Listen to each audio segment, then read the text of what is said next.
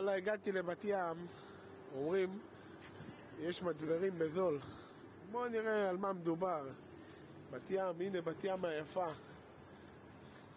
בואו נראה, גם יש פה מכוניות אני רואה, אבל לא משנה. בואו נראה. שלום.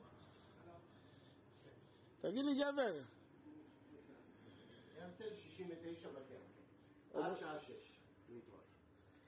אומרים יש מצברים בזול. נכון. משהו טוב, ב-200 שקל, 300 שקל. כן, נכון. בואו אני אראה לכם מה יש לנו. זה אתה? זה אתה? לא, זה אבי זיכרונו. זיכרונו לברכה.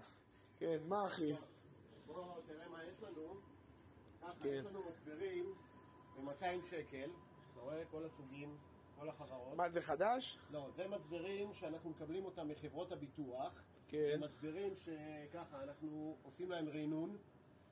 רק אם הם תקינים כמובן, ואחרי שאנחנו בודקים שהם תקינים, אנחנו נותנים להם המתנה של חודש ימים, ואחרי חודש ימים אנחנו בודקים אותם באומץ, ובמידה ואנחנו רואים שהם תקינים, אז הם הולכים לשלב הבא, שזה אריזה, והם נמכרים ב-200 שקל עם חצי שנה אחריות. אני רואה חברות כן, וולטה. כל החברות, יש לנו את כל שנאפ, הכל. עכשיו יש לנו גם מצברים עם שנה אחריות, מצברים שהיו במספר חודשים בשימוש.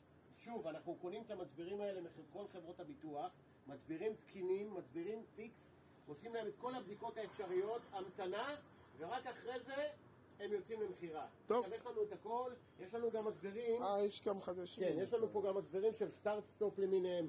כמובן שיש לנו גם מצברים חדשים, במחירים מפתיעים, לא לפרסום. יש לנו גם מצברים של ג'ל, פריקה עמוקה. מצברים שמתאים לקרוונים, לסולרי. ועכשיו הכנסנו גם למלאי מצברי אופנועים, גם כן כל הסוגים של האופנועים.